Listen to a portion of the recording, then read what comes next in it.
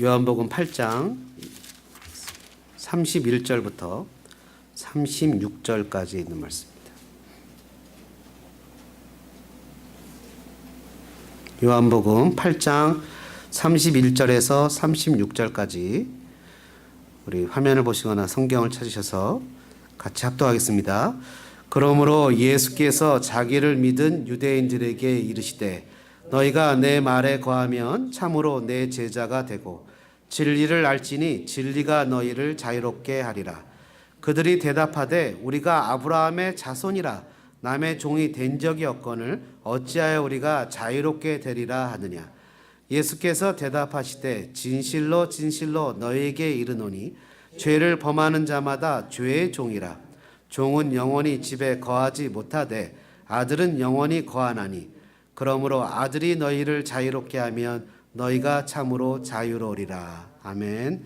한번 따라해 볼까요? 진리가 너희를 자유롭게 하리라. 여러분, 미국의 ABC에서 하는 드라마 중에 로스트라는 드라마가 있습니다. 보신 적 있습니까? 그게 이제 호주 시드니인가요? 뭐 이런 데서 비행기 타고 오다가 무인도에 추락해서 거기서 이제 살아가는데 정상 비행 궤도에서 수천 마일이 벗어나서 찾을 수가 없습니다. 이 사람들이 거기에 다 삶의 스토리가 있습니다. 어떤 사람은 살인자였는데 수송되어 가다가 잡혀가다가 거기 추락해서 살아가는 사람이 있기도 하고, 어떤 사람은 또 사기치다가 온 사람도 있고, 어떤 사람은 임신해서 온 사람도 있고, 하여튼 별의별 사람들이 다 그곳에 옵니다. 여러분, 그 사람들이 LA로 오다가 그곳에 추락됐는데 거기도 사랑이 있고 또 죽음이 있고 아기가 태어나는 게 있고 또 음모와 술수와 여러 가지 사람 살아가는 이 얘기가 다 거기 있습니다. 또 그 무인도가 얼마나 오아시스 같은지 물도 풍성하고 먹을 것도 많고 심지어 누가 만들었는지 모르게 그 미스테리인데 벙커가 있어갖고 전기도 있고 샤워실도 있고 막 이런 엄청난 시설이 있는데 이 사람들이 그 일상으로부터 완전히 자유롭게 살면 행복할 것 같은데 심지어 범죄자들도 꿈이 간절히 원하는 자유는 LA로 돌아가는 겁니다. 재밌죠? 우리가 일상에서 LA에 살면 좀 벗어나고 싶다 이렇게 생각을 하고 자유를 누리고 싶다 이렇게 생각하는데 막상 내 의지와 상관없이 자유로운 무인도에 떨어졌을 때 그곳에서는 일상으로 돌아가고 싶은 마음이 너무 간절한 겁니다. 그들이 구조되어 자신들이 살던 삶으로 돌아가기를 간절히 원합니다. 여러분, 애굽에서 종살이하던 고대 이스라엘이나 일본 식민지하에 살던 우리 조상들의 자유는 독립, 주권을 갖는 거였습니다. 바울이 신약성경에서 그렇게 외쳤던 것 중에 하나는 뭐죠? 우리는 율법으로부터 자유했다는 겁니다. 어떤 분들은 빚더미 속에서 채무 속에서 그 재정의 풍요를 통한 자유를 소망하기도 합니다. 또 세계 어느 곳에서는 독재자 밑에서 신음하며 데모하고 죽음을 불사하고 외친 자유는 인권입니다. 나에게 자유를, 내가 무엇인가를 결정할 수 있는 자유를 달라는 거죠. 그러나 오늘 전 세계에서 가장 많이 사용되어는 이 자유라는 단어를 예수님이 진리와 결부시키십니다. 자유는 진리와 떠나서는 생각할 수 없다는 겁니다. 주님은 진정한 자유는 그 어떤 자유보다도 이 모든 것이 다 포함한 그 너머의 이상의 의미가 있다는 겁니다. 자유는 진리에 의해서, 자유는 진리를 통해서, 자유는 진리를 가지고 세워지고 이루어진다는 겁니다. 여러분, 오늘 이 시대를 살아가는 저와 여러분에게도 내용과 종류는 다르지만 우리 모두에게 동일하게 자유가 필요합니다. 저에게도 여러분에게도 다 자유가 필요합니다. 그럼 도대체 자유란 무엇으로부터 자유입니까? 오늘 본문에 보니까요, 이 사람들에게 이렇게 얘기를 하죠. 예수님이 이렇게 얘기합니다. 이 사람들이 31절에 보니까 대상이 어떤 대상이냐면 예수께서 자기를 믿은 유대인들에게라고 특정한 인물들로 한정짓습니다. 그러니까 예수님의 말씀에 진리가 너희를 자유케 할 것이다 라는 얘기를 듣는 사람은 불특정 다수가 아니라 예수를 믿는 사람, 그 앞에 30절에 보니까 이 말씀을 하심에 많은 사람이 믿더라. 이 믿는, 예수님을 믿는 유대인들 앞에서 주님이 이렇게 얘기를 하시는 거예요. 너희가 내 말에 거하게 되면 참으로 내 제자가 될 것이다. 참으로 내 제자가 되면 이제 진리를 알게 될 거고, 진리를 알게 되면 너희가 자유롭게 될 거다. 그러면 이 사람들이 어떤 반응이 나와야 될까요? 예수님, 우리가 로마의 속국에서부터 벗어나는 자유를 얘기하시는 거죠. 우리가 이제 주권을 갖게 되는 거죠. 이제 우리가 다윗 시대처럼 부흥하는 나라를 만들어서 우리 자녀들 다 잘 먹고 잘 살 수 있는 그런 엄청난 그런 자유를 주시는 거죠. 라고 물어봐야 되지 않습니까? 로마의 속국인데. 근데 뭐라 그러죠? 33절에 우리가 아브라함의 자손인데 남의 종이 되어본 적이 없습니다. 근데 이들은 별로 자유롭게 살아본 적이 없는 사람들이에요. 로마의 통치 아래 살았던 사람이고 로마의 속국이에요. 그러니까 쉽게 얘기하면 로마의 종과 같은 사람들인데 이 사람들은 뭐라 표현하냐면 자기가 종인 것도 몰라요. 여러분 어떻게 보면요, 그 한국의 학생들 통계를 조사했는데 초등학교 때부터 고등학교 대학까지 공부하는 게 몇 년입니까? 고등학생까지 12년 공부하잖아요. 고등학생 때까지 12년 동안 공부하면서 너희들이 모르는 게 뭔지 분석을 한번 해봐라. 어디가 약한지 하면 그것을 분석할 수 있는 능력이 있는 학생들이 거의 없답니다. 쉽게 얘기하면 학생들이 내가 무엇을 모르는지조차 몰라요. 그러니까 내가 무엇을 모르는지를 알면 똑똑한 학생이에요. 그럼 그걸 가르쳐 주면 되거든요. 근데 내가 무엇을 모르는 것조차 몰라요. 여러분 어떻게 보면 이 이스라엘 백성들은 마치 개구리 같습니다. 개구리요. 여러분 개구리 아시죠? 찬물에 개구리가 들어갔다가 밑에 불을 가한다는 얘기 들어보셨잖아요. 불을 가하면 점점 뜨거워지는데 따뜻하네, 좋네. 조금 더 뜨거우네, 뜨끈뜨끈하네, 뜨겁지? 이러다 죽는 거 아니야? 설마 죽게 하겠어? 더 뜨거워지네, 몸이 타네, 이러다가 숨쉬기가 어렵네, 아이고 나 죽네, 꺾가닥. 이게 죽는데 어떻게 개구리는 어떻게 해야 되죠? 튀어나가야 되잖아요.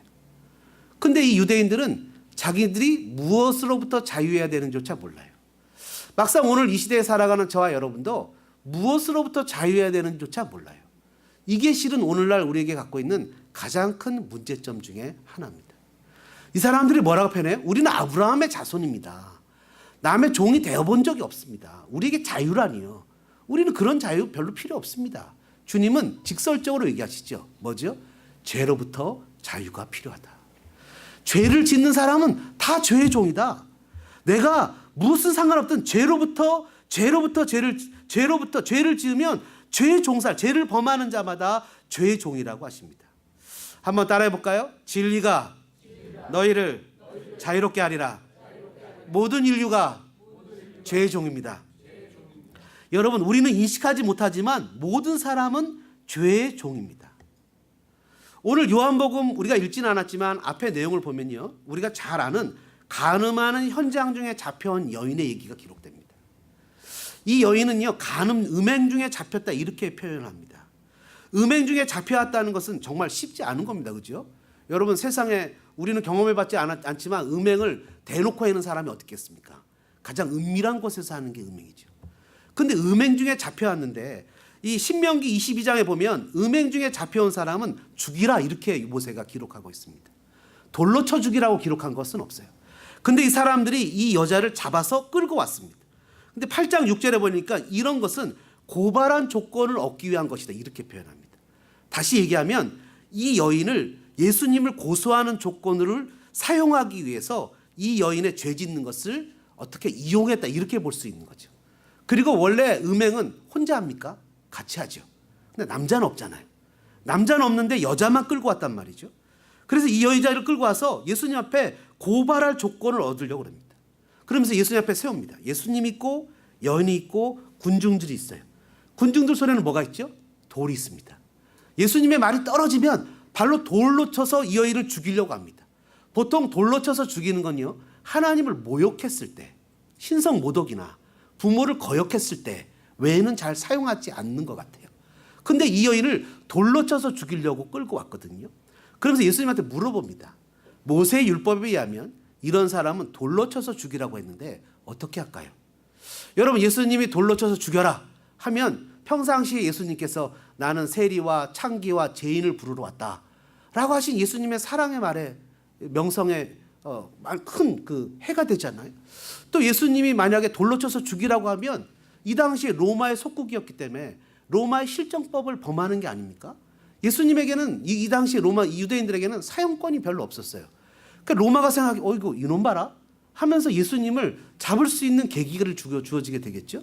또 잘 아시는 대로 만약 놔줘라 이렇게 하면 안 그래도 사람들한테 예수님이 안식일을 범했다는 이유로 눈총을 받고 있는데, 만약 예수님이 모세율법까지 어긴다고 하면 예수님을 이단이라고 정죄해서 마음껏 예수님에 대해서 대적하고 함부로 다뤄도 군중들이 이런 반항할 수 있는 것이 아무도 없게 된 거죠.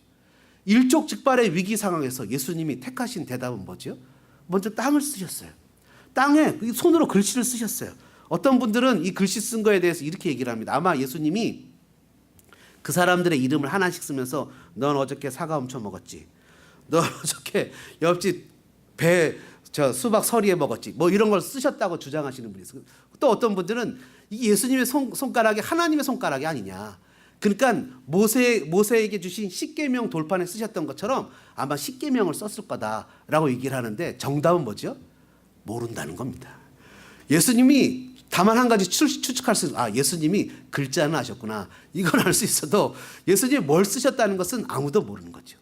그러면서 예수님한테 자꾸 재촉을 하니까 예수님이 뭐라 그러세요? 너희 중에 먼저 죄 없는 자가 돌로 치라. 예수님이 죽이는 것을 허락하셨어요. 근데 예수님이 도덕적 조건을 붙이십니다. 그 도덕적 조건은 뭐예요? 너희 중에 죄 없는 자가 먼저 돌로 치라는 거예요. 여러분, 보통 먼저 치라는 말이 아주 기가 막힌 예수님의 신의 한 수입니다.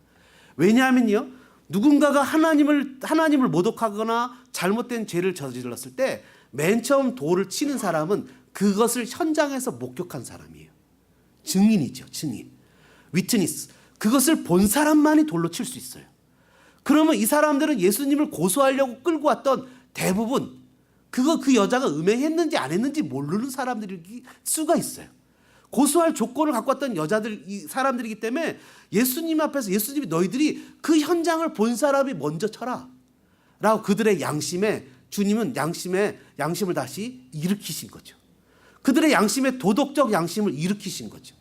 놀라운 것은 하나씩 사람들이 다 떠나갔다는 거예요. 한 명도 예수님 앞에 남아있는 사람이 없다는 거예요. 무슨 말이죠? 누구도 그 죄 앞에서 자유로운 사람은 없다는 거예요. 이 세상에 그 누구도 한 사람도 그 죄 앞에서 자유로운 사람은 없다는 거예요.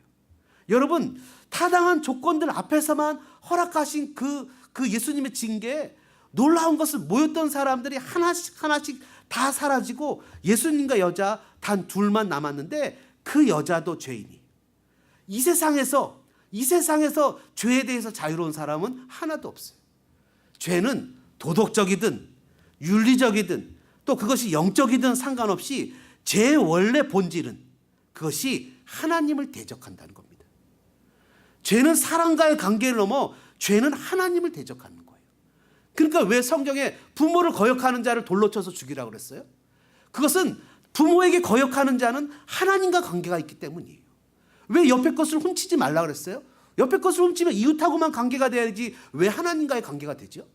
죄의 근본적인 문제는 하나님이 원하시는 뜻에 도달하지 못하거나, 죄라는 것은 하나님이 원하시는 뜻을 넘어서거나, 죄라는 것은 하나님이 원하시는 것을 반대로 가거나, 죄라는 것은 여하튼 하나님의 뜻에 도달하지 못하는 거예요. 로마서 3장은 이것을 어떻게 표현합니까?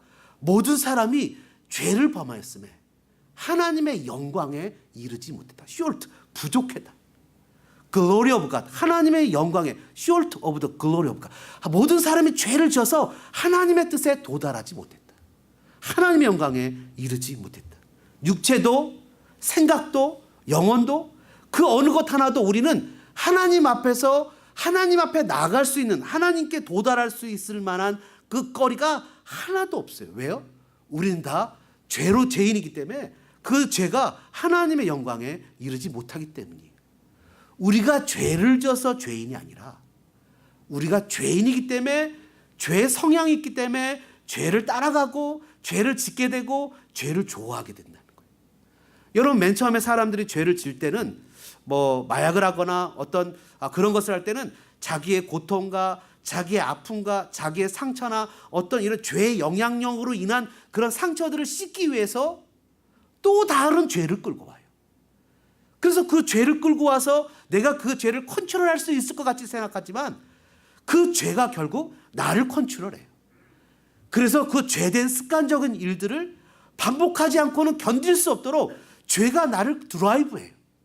나를 끌고 가요. 게으름, 나태, 마약, 여러 가지 그런 음란함, 상처, 이런 모든 것들이 그런 세상의 세속적인 모든 그런 죄악된 습관들이 나를 드라이브해요. 내가 죄를 져서 죄인이 아니라 죄의 성향이 있기 때문에 죄가 나를 주장하고 결국 죄가 나를 마음껏 조종을 해요. 그래서 주님 뭐라고 표현하시죠? 이렇게 표현하시죠. 오늘 본문에 이렇게 표현하시죠. 죄를 범하는 자마다 죄의 종이다. 하나님의 말씀을 맡았다는 혈통적인 아브라함의 후손이라고 부르는 유대인들은 어떻습니까? 이들도 결국 아무리 그들이 하나님의 말씀은 맡은 아브라함의 후손이라고 해도 이들 역시 하나님 앞에서 자신을 주장하지 못한다는 거예요. 로마서에 보니까 그 당시에 유대인들이 주장했던 게 세 개가 있습니다. 여러분, 바울이 복음을 막 전했어요. 바울이 복음을 막 전하니까 어떤 현상들이 나타납니까? 유대인이 아닌 이방인들이 예수님을 믿기 시작한 거예요. 다시 얘기하면 유대인들만 예수님을 믿으면 문제가 없을 텐데 유대인이 아닌 이방인들, 저와 여러분들처럼 예루살렘 사람들이 아닌 이방인들이 예수님을 믿기 시작했어요. 더 많아졌어요. 훨씬 많아졌어요. 바울이 뭐라 그랬어요? 예수만 믿으면 됩니다. 예수만 믿으면 됩니다. 근데 유대인으로서 그리스도인 된 사람들이 가만히 생각을 해보니까 뭔가 부족하거든요. 예수만 믿어서는 안 될 것 같아요. 그 당시 이스라엘 사람들이 지켰던 내가 유대인이라는 심볼라이즈가 세 가지입니다. 뭘까요? 첫째는 할례예요. 할례를 받아야 되는 거예요. 할례를 받아야만 유대인으로 들어오는 거예요. 두 번째는 뭘까요? 안식일을 지키는 거예요. 안식일을 지키고 세 번째는 뭘까요? 그것은 음식을 골라서 먹는 거예요. 이 세 가지가 유대인들이 내가 유대인입니다라는 심볼라이즈, 그 증표예요. 내가 그리스도인입니다라는 증표를 우리가 갖듯이 이들이 그래서 뭐라고 표현하냐면 예수만 믿어서는 안 돼. 이거 지켜야 돼. 그러니까 음식 아무거나 사 먹으면 안 돼. 그거 비늘 없는 거 먹으면 안 돼. 국 갈라진 거 먹으면 안 돼. 그 순댓국 같은 거 먹으면 안 돼. 뭐 이렇게 얘기를 하는 거죠. 피 섞인 거 먹으면 안 돼. 그리고 또 뭐라 그래요? 안식일 지켜야 돼. 할례 받아야 돼. 그러니까 로마서에서 바울이 뭐라 그러죠? 유대인들인 너희도 지키지 못하는 법을 왜 이방인에게 지키라고 하느냐? 너희들 율법 다 지키지, 안식일 지키지, 음식법 지키지, 할례 받았지, 잘해, 아주 훌륭해. 근데 그럼 마음에서 일어나는 죄는 어떻게 할 거야? 탐심, 욕심 어떻게 할 거야? 미움, 사람 미워하는 거 어떻게 할 거야? 율법으로 다 지킨다고 하지만 마음의 법을 지키지 못하면 역시 율법 613가지 다 어기는 거하고 똑같은데 너희들도 지키지 못하는 법을 이방인들에게 지키라고 할 거야? 세상에 다 죄인이. 하나님 나라의 법정에서는 마태복음에 보니까 사람을 미워하는 것도 하나님 나라의 법정에서는 살인하는 거래요. 하나님 나라의 법정에서는 미워하는 것도 살인하는 거래요. 하나님 나라의 법정에서는 눈으로 음욕을 품고 여자를 바라보는 것도 음란한 일을 행하는 것이래요. 우리가 겉으로 보이는 이 액션, 겉으로 보이는 삶의 모습으로서 그리스도인답게 유대인답게 무엇인가 가진 것답게 할 수는 있지만 이 마음을 어떻게 할 거냐고요. 마음을 해결할 수 있는 길이 없잖아요. 하루에도 12번 더 미운 마음이 생기고 이기적인 마음이 생기고 속상한 마음이 생기고 내가 그냥 그런 마음이 생긴데 바울이 얘기하는 거예요. 그런 마음들을 어떻게 할 거냐는 거예요. 그러니까 인류의 모든 역사상 죄에 대해서 자유로운 사람은 한 명도 없다는 거예요. 오직 누구밖에 없어요? 예수님밖에 없어요. 왜 모든 사람들이 다 죄인이에요? 모든 사람들이 다 죄인이라는 증거는 뭐예요? 한 사람도 예외 없이 다 죄의 싹신 사망이 오기 때문이라는 거예요. 한 사람도 예외가 없다는 거예요. 그러니까 마음에 있는 것은 어떻게 하냐는 거예요. 그러니까 에레미야 4장 14절에 뭐라고 표현합니까? 예루살렘아 내 마음의 악을 씻어버리라. 그리하면 구원을 얻으리라. 내 악한 생각이 내 속에 얼마나 오래 머물겠느냐. 게으름, 나태, 정죄함, 미움, 분노, 사랑하지 못하고 용서하지 못하는 마음, 성경은 뭐라고 표현하죠? 이건 다 사형이라는 거예요. 사형이라는 거예요. 정작 중요한 그 정신을 잊어버린 채 외형적인 껍데기만 붙들고 있다면 도대체 그것이 무슨 소용이 있냐는 거예요. 여러분, 마음이 얼마나 추악한지 여러분 아시잖아요. 그죠? 우리의 마음이 얼마나 죄덩어리인지 아시잖아요. 이 속에서 하루에 12번도 미움이 나오고 게으름이 나오고 시기가 나오고 정죄가 나오고 욕심이 나오고 뭐라 그랬어요? 주님이 사람이 속으로 들어가는 게 더러운 게 아니라 마음에서 나오는 게 더러운 거라는 거예요. 그러니까 빌립보서 2장에 뭐라 그래요? 이제 우리의 마음을 예수의 마음을 품어야 된다고 얘기하지 않습니까? 예수의 마음, 그리스도 예수의 마음. 주님이 속사람은 변하지 않고 그리스도인인 척만하고 살아가는 모습 속에서 주님이 뭐라 그랬어요? 요한계시록에 내가 내쳐버리겠다 이렇게 표현하잖아요. 토해내쳐버리겠다 이렇게 표현하잖아요. 속사람은 변하지 않고 겉만 그리스도인이라고 한다면 주님의 준엄한 심판을 받게 될 것입니다. 주님 뭐라고 선언하십니까? 불법을 행하는 자들아 내게서 떠나가라. 예수님은 그들을 속박하고 있는 그들의 본질을 깨트려 보시는 거예요. 그게 뭐죠? 바로 죄의 문제입니다. 하늘 아래 모든 인류는 죄에 대해서 결코 자유로울 수 없습니다. 아브라함의 자손이든 아니든 경건한 사람이든 아니든 백인이든 흑인이든 동양 사람이든 누구든 나이가 많건 적건 남자든 여자든 할 것 없이 누구나가 다 죄에 대해서 결코 자유롭지 못합니다. 8장 21절에 뭐라 그랬어요? 너희가 나를 찾다가 너희 죄 가운데서 죽겠고 8장 24절에 너희가 만일 내가 그인 줄 믿지 않으면 죄 가운데서 죽으리라.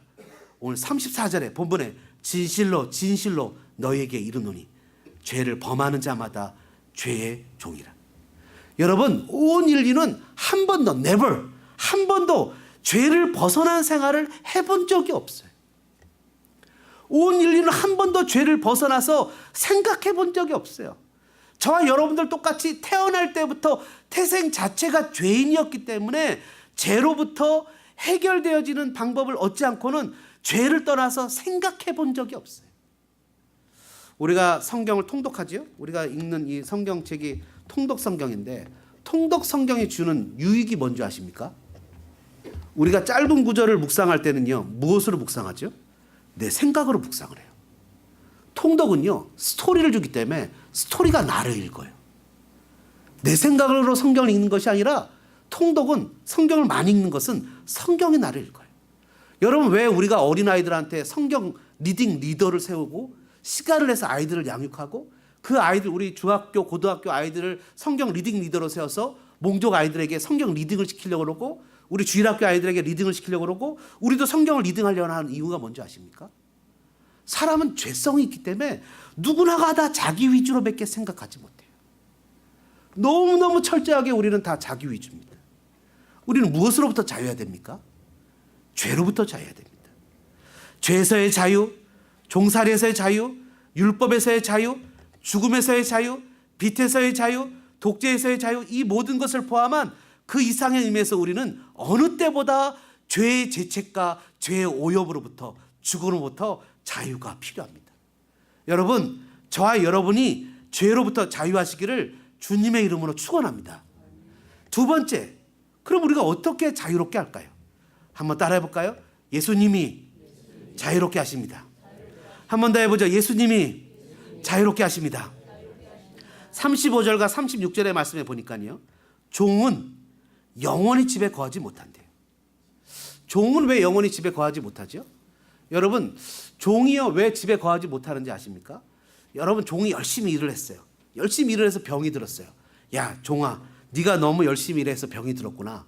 주인이 종을 간호해주고 또 좋은 약을 주고 뭐 이렇게 돌봐주고 이런 주인은 별로 없습니다. 로마 시대 때 영화 보셨습니까? 주인이 부르면 밥 먹다가도 가야 돼요. 주인이 부르면 자다가도 가야 돼요.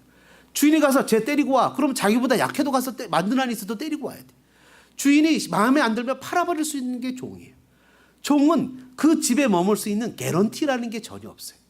근데 아들은, 자녀는, 참 가족은 병들고 아프면 아마 부모님들이, 어머니들이, 아버지들이 회사를 월차를 내서라도 그 아이를 돌보고 사랑해요. 심지어 아이가 식물인간이 되어도 버리지 않아요. 여러분, 닉 부이치치 같은 경우는 태어날 때부터 벌써 그렇게 태어날 것을 알면서도 그 부모는 그가 자녀이기 때문에, 우리 가족이기 때문에 있는 그대로를 받아들이잖아요. 그게 자녀예요. 뭐라고 표현합니까? 종은 영원히 집에 거하지 못하되 아들은 영원히 거하나니. 아들이 너희를 그 집에 거할 수 있도록, 자유라는 것에 거할 수 있도록, 아버지의 자유의 집에 거할 수 있도록 하면 너희는 영원히 거할 수 있다는 거예요. 나는 죄를 지어서 그 죄의 종이 돼버렸는데, 아들이 그 죄의 문제를 해결해서 아버지 집에 우리를 거할 수 있도록, 우리를 아들의 지위를 우리를 쉐어하면, 아들의 지위를 우리에게 주면, 요한복음 1장 12절 영접하는 자, 곧 그 이름을 믿는 자들에게는 하나님의 자녀가 되는 권세를 주었기에 우리가 아버지 집에 자유롭게 거할 수 있는 권세를 예수님이 우리에게 준다는 거예요. 예수님이 우리에게 그것을 놀랍게 준다는 거예요. 그래서 예수님이 뭐라냐면 예수님이 우리를 자유롭게 하신다는 거예요. 예수님이 우리의 미래를 개런티, 보장하신다는 거예요. 예수님만이 하나님 아버지의 진정한 아들이죠. 모든 사람들이 다 죄를 범해서 하나님 앞에 이르지 못했는데 유일하신 육신을 입으신 한 사람, 예수님만이 하나님의 영광에 이르렀습니다. 아니요, 하나님의 영광 그 자체입니다. 히브리서의 표현을 빌리자면 이거는, 그는 우리와 모든 것이 다 똑같이 되신 분인데 죄를 범하지 않았기 때문에 하나님의 영광에 이른 유일한 분이라는 거예요. 여러분, 육신을 입고 온 인류에서 유일하게 사람으로서 하나님의 영광에 이르신 분, 하나님의 영광이신 분, 바로 예수님 외에는 아무도 없습니다. 예수님이 뭐라고 표현하냐면, 여러분 기가 막힌 얘기를 하시죠? 뭐라고 표현하냐면 예수님이 내가 들려야 28절입니다. 읽지 않았지만 예수께서 이르시되 너희가 인자를 든 후에 내가 그인 줄 알고 또 내가 스스로 아무것도 하지 아니하고 오직 아버지께서 가르치신 대로 이것을 말하는 줄도 알리라. 성경은요 너무나 논리적입니다. 성경은 너무나 라직합니다. 무턱대고 믿으라고 하질 않아요. 문제는 뭐예요? 우리가 성경을 라직하게 연구하지 않아서 그렇지, 성경을 라직하게 연구해 보세요. 얼마나 이게 라직한 줄 아십니까? 그냥 하나님이 무턱대고 내가 하나님이니까 파워 갖고 있어, 만들어, 없어, 세워, 뭐 이렇게 하시는 분이 아니라, 하나님은 자신이 정한 법 아래서, 자신이 정하신 규칙 아래서 자신의 뜻 가운데 모든 사람들이 다 어그리하도록 구원을 이루시는 거예요. 우리가 수요일 날 배웠잖아요. 그리스도의 십자가, 존 스타트 목사님 쓰신. 거기서 우리가 깨달았잖아요. 얼마나 하나님의 십자가가 라직한지. 모든 사람들이 다 동의할 수 있도록. 뭐라고 해요? 여러분, 이 니고데모에게 예수님 뭐라 했어요? 내가, 인자가 뱀이 광야에서 들어서 그 뱀을 보고, 노뱀을 보고 불뱀에 물렸던 사람이 산 것처럼 인자가 들려야, 십자가에 들려야, 인자가 들려야 너희가 구원을 얻게 될 거야. 근데 오늘 본문에 뭐라 그래요? 너희들이 나를 든 후에야 내가 아버지의 말씀대로 하는 것을 알게 될 거야. 예수님의 십자가의 그런 죄의 문제의 해결을 통해서 우리가 주님 앞에서 진정한 자유를 얻게 된다는 거예요. 너무 기가 막히지 않습니까? 예수님의 말씀이 그냥 예수님이 야 내가 십자가 실게, 나 믿어라, 이렇게 얘기하신 것이 아니라 너무나 논리적으로 이야기를, 내가 십자가에 들릴 거야. 그러면 죄의 문제가 해결될 거야. 그럼 정말 아버지 집에 거할 수 있는 권세를 가지게 될 거야. 그러면 영원한 자유를 누리게 될 거야. 얼마나 이것이 논리적입니까? 이것이 얼마나 더 라직합니까? 요한복음 전체가 뭐라고 표현합니까? 그 예수님이 진리라는 거예요. 1장 14절 말씀이 육신이 되어 우리 가운데 거하심에 우리가 그 영광을 보니 아버지의 독생자의 영광이요 은혜와 진리가 충만하더라. 이 14장 6절 내가 곧 길이고 진리고 생명이다. 여러분, 예수님이 진리라는 뜻이 무엇이죠? 그런 예수님이 십자가를 통해서 모든 사람들이 다 죄인인데 예수님만이 참 인간으로 십자가를 통해서 우리를 아버지께로 이끄는 참 자유를 주시는 유일무이한 분이시라는 거예요. 깨닫기를 주님의 이름으로 축원합니다. 오직 하나님의 말씀에 순종하셔서 그 뜻을 이뤄내신 유일하신 분, 다 죄인이지만 육신을 입고 죄를 범하지 않고 아버지의 뜻대로 십자가를 지시고 죄의 문제를 해결하신 분, 예수님 우리에게 참된 자유를 허락하실 것입니다. 진리가 너희를 자유롭게 하리라. 깨닫기를 주님의 이름으로 축원합니다. 아멘을 크게 하신 것은 이제 끝내라는 뜻인데 마지막으로 간단하게 한번 따라해 볼까요? 진리는 계속돼야 됩니다. 여러분, 기가 막힌 사건이요. 오늘 이 말씀을 누구에게 하고 있다고요? 바로 믿는 유대인들에게 한다는 거예요. 1차적으로. 근데 이 유대인들에게서 뭐라고 표현하는지 아십니까? 37절에 예수님이 똑같은 그들에게 나도 너희가 아브라함의 자손인 줄 아노라. 그러나 내 말이 너희 안에 있을 곳이 없으므로 나를 죽이려 하는도다. 이렇게 얘기하세요. 그리고 나서 이 사람들에게 너희는 마귀의 자녀다. 이렇게 얘기하신다고요. 이 사람들이 누구라고요? 우리는 예수님의 말을 믿어요 라고 동의했던 사람들이었단 말이에요.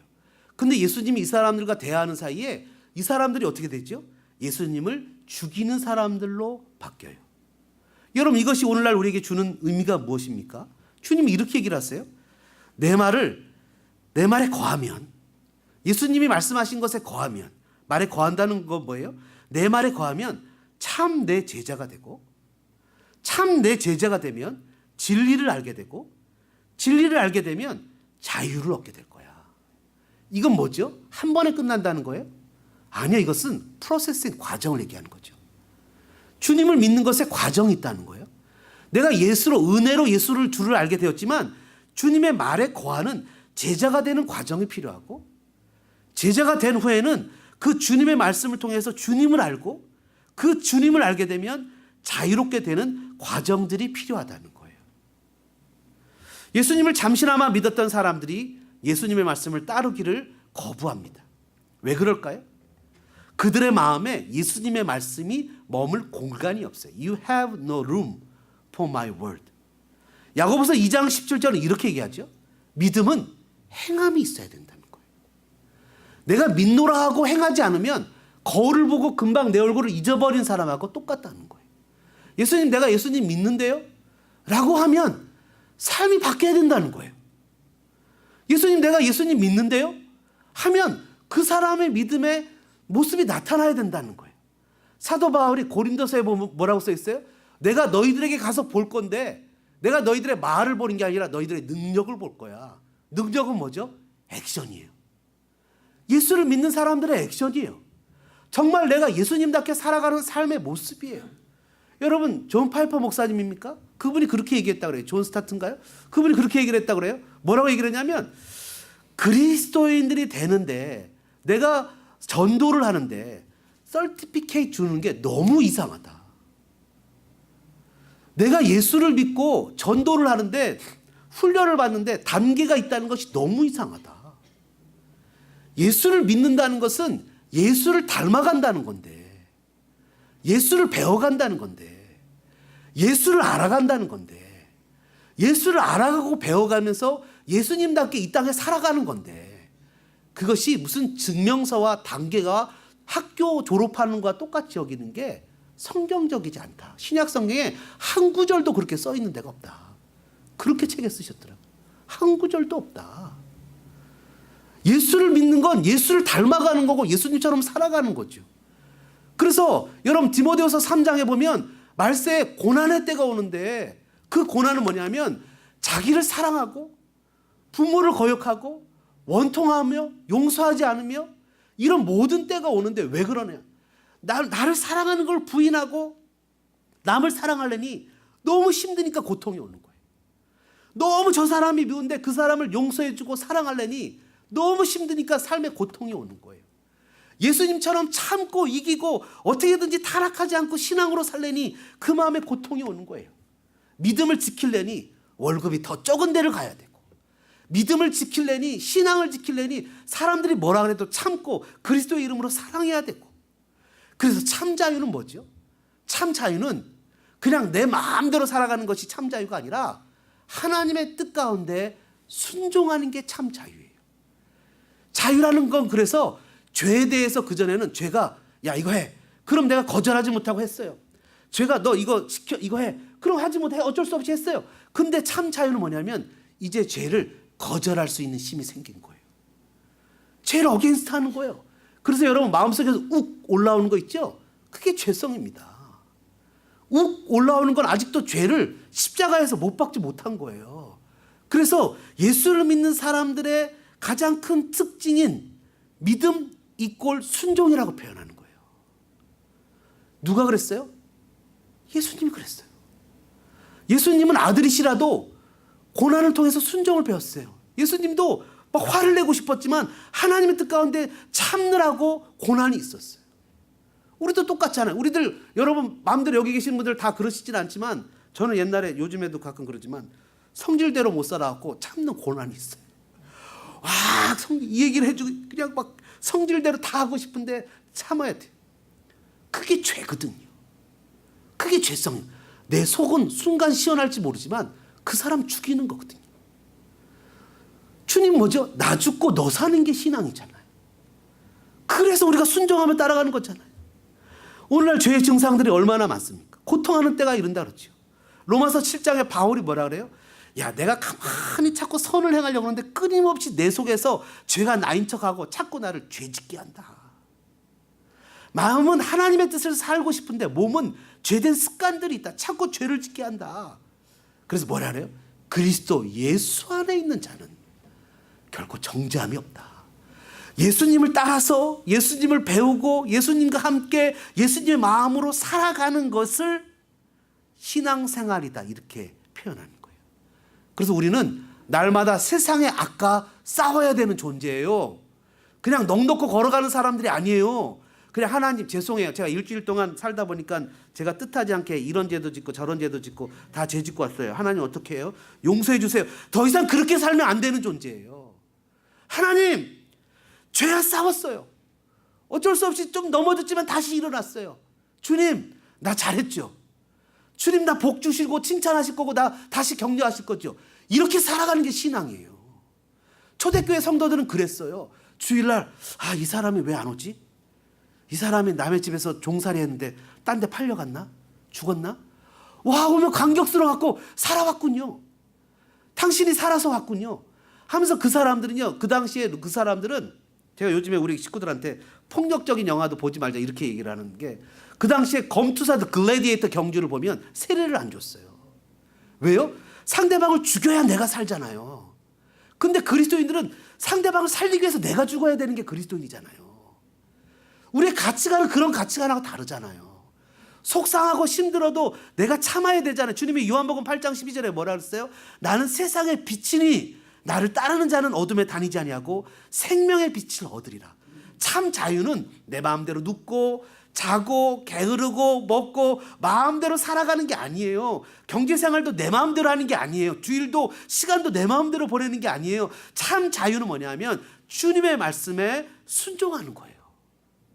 학생이 학교에 있어야 마음이 편해요. 직장인이 직장에 시키는 대로 해야 마음이 편해요. 대충 하면 마음이 불편해요. 하나님의 말씀에 순종해야 편해요. 보이지 않는 예수님 앞에 어떻게 순종합니까? 주님 뭐라 그랬어요? 새 계명을 너희에게 주노니 서로 사랑해라. 제발 말하는 서로 사랑하라. 사도 요한이 나이가 들어가지고 죽기 직전에 제자들이 그런 전설이 있잖아요. 몇 번 얘기했죠? 사도님 우리에게 새로운 가르침을 주세요. 그랬더니 나이 많은 사도가 뭐라 그래요? 서로 사랑해라. 그거는 여지껏 계속 저희들한테 하신 말씀이잖아요. 새로운 가르침을 주세요. 새 계명을 너에게 주노니 서로 사랑해라. 서로 사랑해라. 주님은 우리에게 이렇게 얘기하시지 않습니까? 주기도문에서 우리에게 딱 조건을 달아놓으시죠. 주님은 우리가 주님을 알지도 못했을 때 죄인이 있었을 때 우리를 용서하셨는데 주님은 주기도문에서 뭐라 그래요? 우리에게 죄 지은 자를 사하여 준 것 같이 우리를 사하여 주옵시고. 분명 우리가 그러지 않아도 우리를 용서하실 것이지만 주님 우리에게 딱 컨텐션을 딱 붙여놓잖아요. 너희가 용서하지 않으면 용서받을 생각하지 말아라. 서로 사랑해라. 서로 사랑하는 것이 주님께 순종하는 거예요. 아직도 고집을 피우면서 사랑하지 못하는 것은 내가 고집이라는 미움이라는 감옥 속에 나를 가둬두는 거예요. 거기는 자유가 있을 수가 없어요. 거기에는 영원한 기쁨이 있을 수가 없어요. 내 고집을 내려놓고 내 욱하는 마음을 내려놓고 힘들고 어려워도 눈에 보이는 리더에게 순종하고 주님 주시는 말에 순종하고 말씀에 순종하고 목자에게 순종하고 장로님들에게 순종하고 교회 리더들에게 순종하면서 주님의 뜻에 따라서 죄를 거절하고 하나님의 말씀을 따라 살면서 죄를 대적하고 어떻게 하면 사람들을 그리스도 앞에 인도할 수 있을까 고민하며 세상의 악과 싸우는 것이 저와 여러분의 정체성이에요. 사람들은 돈, 권력, 쾌락, 심지어 종교의 전통에도 얽매여 살아갑니다. 교회는 이래야 돼. 성도는 이래야 돼. 예수 믿는 사람들은 이래야 돼. 그러면서 자신의 고집을 자신의 감옥 속에 자기 스스로 가둬버립니다. 사랑하는 소망자 양동교회 성도 여러분, 예수님이 우리를 자유롭게 하십니다. 저와 여러분이 그리스도 안에서 참된 순종으로 말미암아 자유를 누리는 복된 성도들 되어주시기를 주님의 이름으로 부탁드립니다.